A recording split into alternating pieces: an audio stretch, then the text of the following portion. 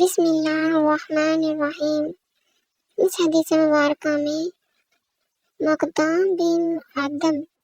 رضی اللہ عنہ کہتے ہیں کہ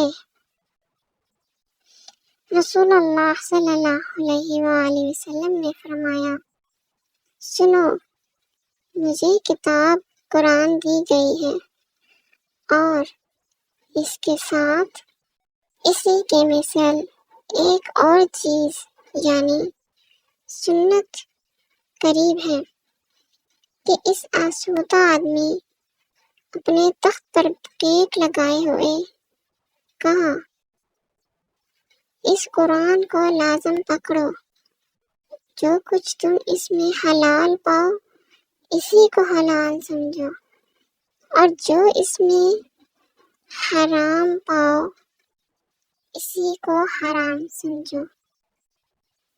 سنو، تمہارے لیے پالتو گدھے کا گوشت حلال نہیں، اور نہ کسی نوکیلے دانت والے درندے کا،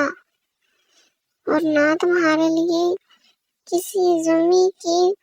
پڑی ہوئی چیز حلال ہے، سوائے اس کے کہ اس کا مالک اس سے دستبردار ہو جائے، اور اگر کوئی کسی قوم میں قیام کرے تو ان پر اس کی ضیافت لازم ہے، اور اگر وہ اس کی ضیافت نہ کرے تو اسے حق ہے کہ